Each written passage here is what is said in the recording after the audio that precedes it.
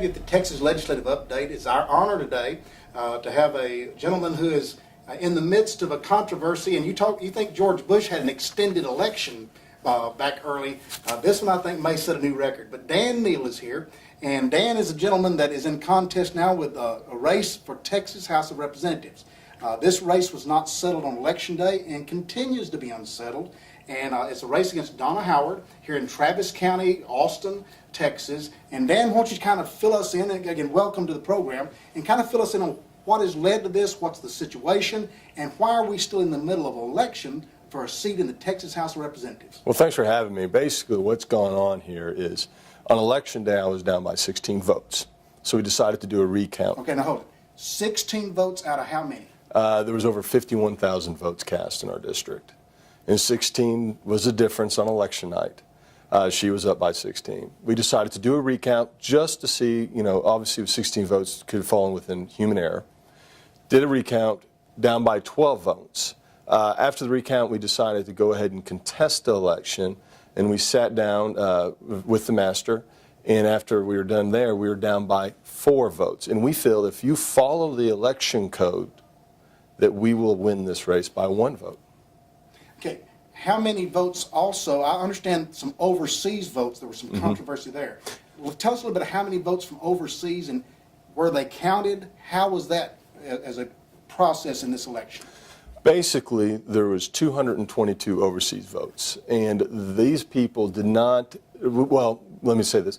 There's 220 overseas votes, and we feel the Travis County Clerk's Office did not follow the election code when she sent limited ballots to these individuals. They should have received full ballots, but they did not. So these 222 people did not even have the option to vote, or to vote in my race.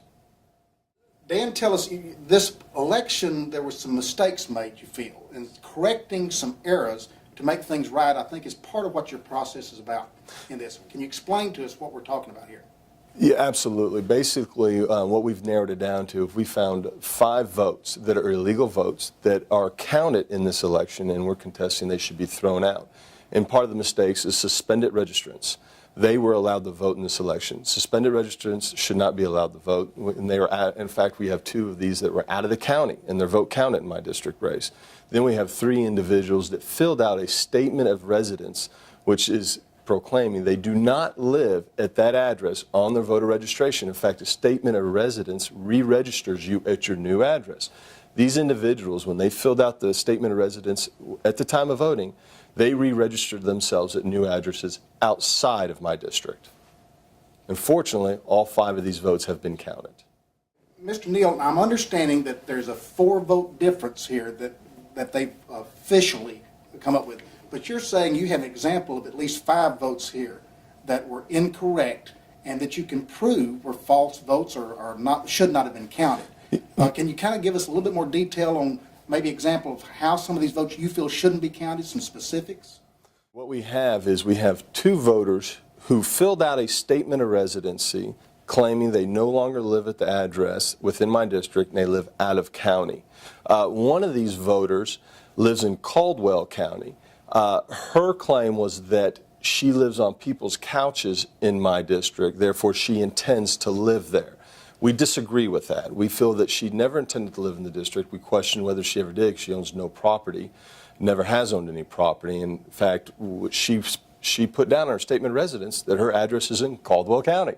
Then we have another individual who lives in Williamson County who claimed that she lived with their daughter at the time of election, although she has been homesteaded at her house in in Williamson County since 2008.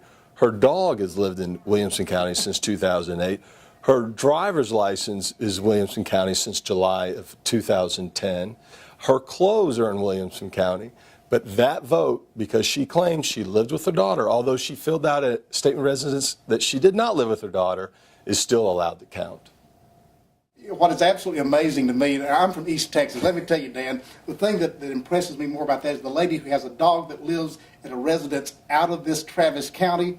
I'm sorry, when it's down to the word of a master and the dog, we in East Texas go with the dog. Yeah, well, that was kind of our feeling when we asked the question, where's your pet live? And, well, it lives in Williamson County. Well, you're going to live where your pet lives. That's right. And we feel pretty confident that's where she was living. In fact, there's no question. Wouldn't there be some kind of charge for abuse of a pet if you had it living somewhere by itself? That's a good point, yeah. All right, what about, we're talking about, I think that there are 3 out-of-district voters in this race. Is that correct? Yes, there is. And so we have the 2 that are out of county, then we have 3 that are out of district. And what happened with these 3 individuals is their registration was suspended because they were no longer at their old address within the district. Now, they've all come and testified that they did not live at that district at the time of election, or at that house. They had moved. But since they did not fill out a statement of residency proclaiming that they did not live in that district, their vote has been allowed to count.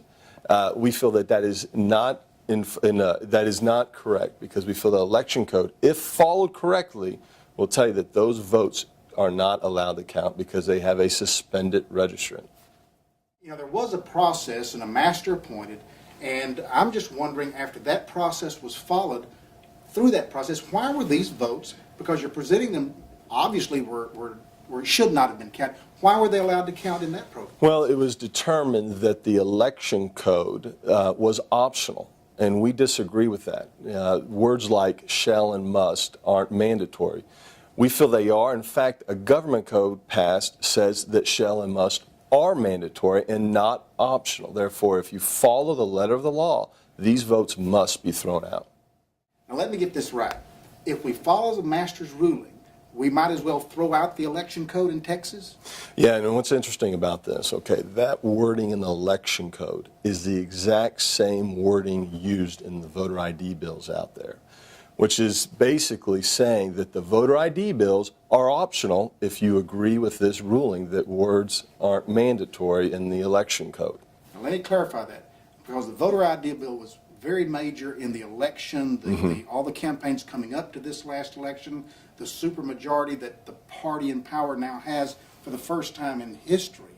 And the voter ID bill that we just passed, and everybody celebrated, and I think there's more agreement to than any single issue in the state right now, that allowing this to continue would be nullifying that voter ID bill? Exactly. It would make the election code part of that voter ID bill optional, because that's how this ruling stands as is today.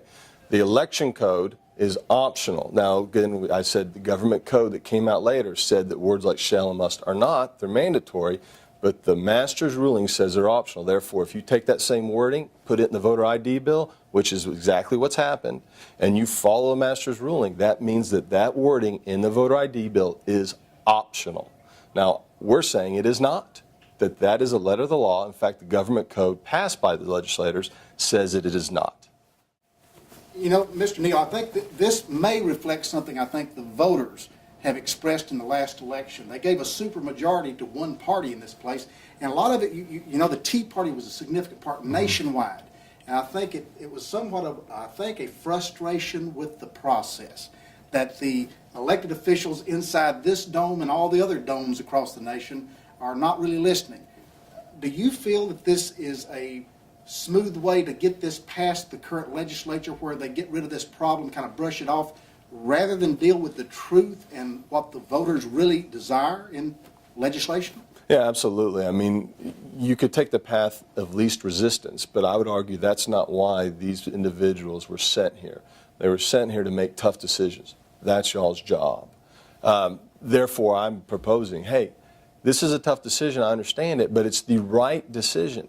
People are tired of instances like illegal votes counting in a district. They're tired of that. They want it to stop. This is an opportunity to make sure that it does not happen anymore. We talk about the urgency of this. Now, let's give a timeline here. We need the voters out there that if they really care about the right thing being done, what is the deadline that they need to call their state representatives here in Austin? Now, we're going to go in front of the committee on March 15th, 1 o'clock, right here at the Capitol.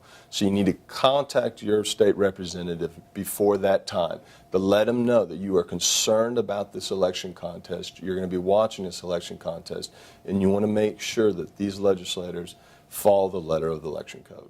If people want more information to contact you or find out where can they go on the web or anywhere else to find out what they can do for the Dan Neal? Well, obviously, we have a website, which is texasfordan.com.